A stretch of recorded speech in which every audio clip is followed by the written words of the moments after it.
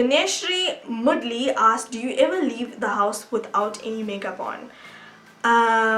No, it's very rarely that I leave the house without any makeup on. I'm so used to having brows and foundation and concealer and stuff like that that when I look at myself without any makeup on, I kind of get a fright.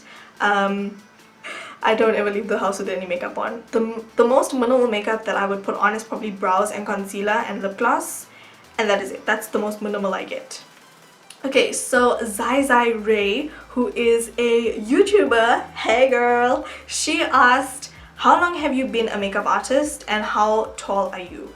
So I started doing makeup on people in my first year of university, but I wouldn't say that I was a makeup artist until last year. I'm a self-taught makeup artist. I did a small makeup course in my first year of university, but compared to what I've taught myself, it's all, like, probably 95% of what I know with regards to makeup I've taught myself. So I would say I've been a makeup artist for a little bit over a year now. Next question she asked is, how tall are you? I believe I'm 1.58 to 1.6. I still haven't measured how tall I am, you guys, but I'm in between 1.58 to 1.6. Okay. There's another question by Vineshri, and she asked, if you could buy only one MAC product, what would it be? If I could buy only one MAC product and spend my money on only one MAC product, it would definitely be MAC Studio Fix Fluid Foundation, because that is probably hands down one of the best foundations that I've ever tried. The next question is by Smithster_MUA, and she asked, do you feel pressure to show up to jobs or trials with a full face of makeup? I feel like people would judge my makeup, and to be honest, sometimes I feel like slapping it on, get a little mascara on my lids, and live on the wild side. I totally feel you, but I feel like sometimes if I don't wear makeup, people don't take me seriously. Like, I don't know why, but like first impressions really count to people. Like if you're wearing a full face of makeup, they're like, okay, I know what you're doing. But if you're not wearing makeup, people can be very uptight about you working on their face, because based on your face, they're like, oh, what's gonna happen? I do feel pressure, 100%. Next question is, if you could collab with or be an ambassador for any makeup brand, which would you choose? Wow, that's a difficult question because I've actually never thought that far. As of now, at this point in time, I'm not thinking that far. Next question is there a South African makeup artist whose work you admire or who is a role model to you? South African makeup artists, I really like Rushana Isaacs as a makeup artist. I think she's bomb. I think she's even bomb as an influencer. I really like her. And then I also really like Mihlali N. I pray to God I'm saying her name right, but I also really like her. She's really bomb. I really can't choose between those two. So next question is, what advice would you give to someone that really wants to start a beauty YouTube channel but just doesn't have a clue on where to begin? Wow, I would say do your research. That is pretty much all I can say to you. Just do your research, do what you're comfortable with.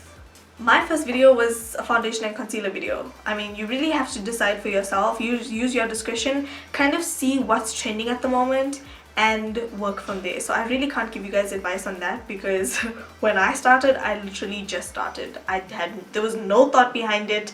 I was just like, my first video is going to be foundation and concealer and my face routine, and I didn't think further than that. I just went with the flow afterwards. So yeah, and when I first started YouTube, it was part-time. So yeah, I don't think I would be the best person to give you guys advice on that. Next question is, what camera and lighting equipment do you use? So the camera I'm currently using right now is a Canon Legria HR606, if I'm remembering correctly. And then I actually have a mag lamp right here, which is a ring light, a mini ring light. It's not as huge as typical ring lights. And then I have two desk lamps that kind of act as like fillers for my lighting, if that makes sense. So that is my lighting and camera.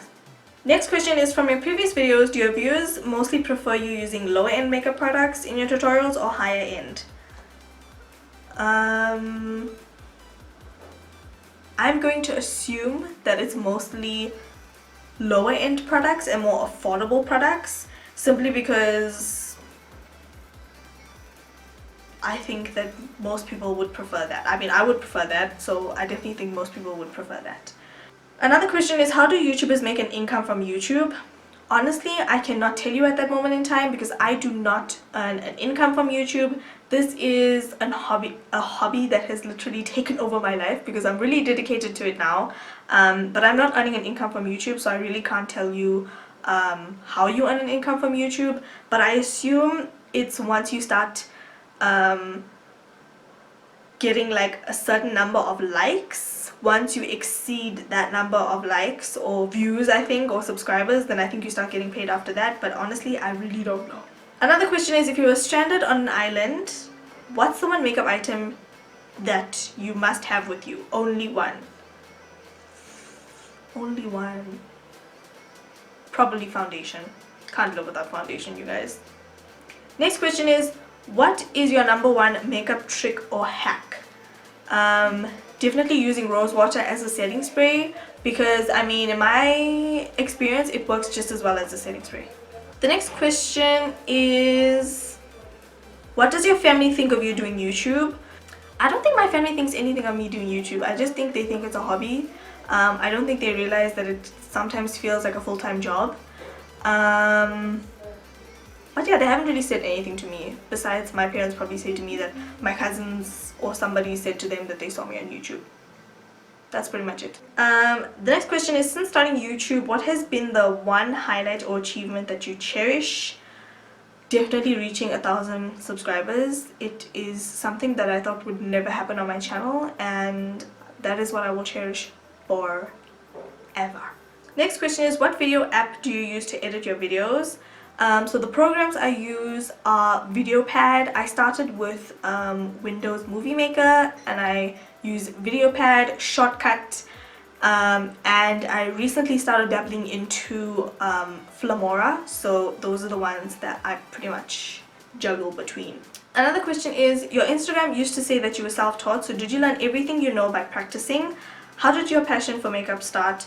Did YouTube help you in terms of your career? Meaning, did you get any bookings or jobs from people who knew you just from watching YouTube? Now that you've graduated, what's your next step forward? So first question, basically 95% of what I know is self-taught, and yes, you do become self-taught by practicing a lot. And it was a good thing for me because in my career I was attending classes, or my field of study, I was attending classes 5 days a week, and for us, wearing makeup was very professional. So we would wear makeup almost every day, and wearing makeup on a day-to-day basis, you kind of experiment. So that is how I actually taught myself how to do certain things. And then, how did my passion for makeup start? So I feel like my passion for makeup started with the fact that I wanted to cover up my acne.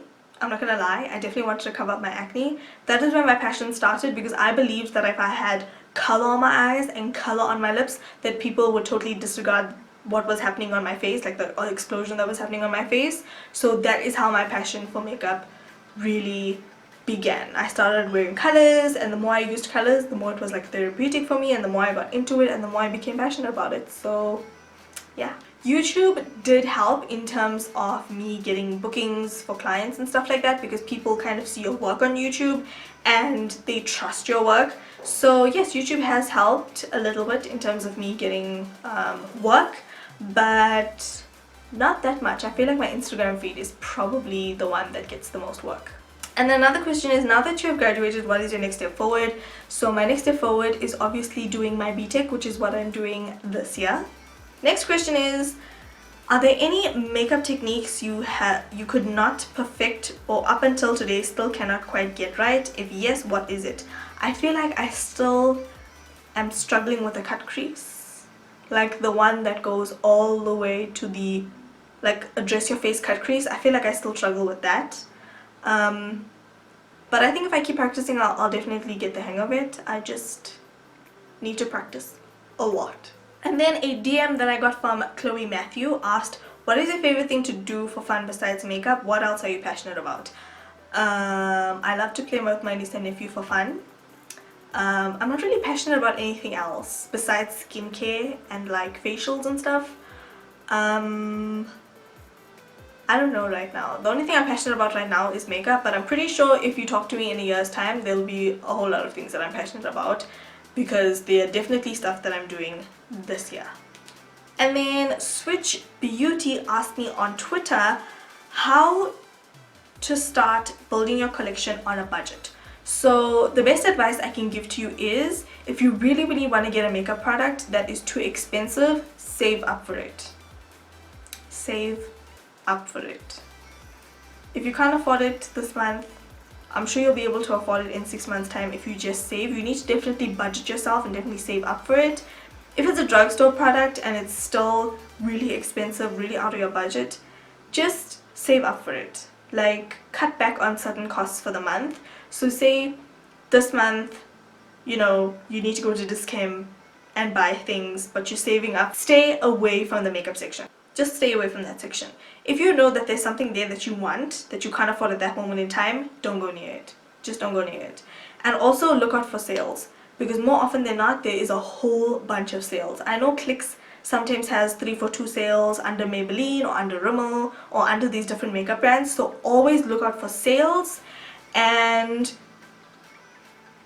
yeah, also another trick I can give you guys is always look for blog sales. Like bloggers who are selling their makeup, always look for blog sales, because that's how I actually got my Morphe 35N and my Anastasia So Hollywood Illuminator. It's because I bought it from a blogger that was selling the stuff that she didn't use anymore. So that is a big tip, you guys. Always look out for blog sales.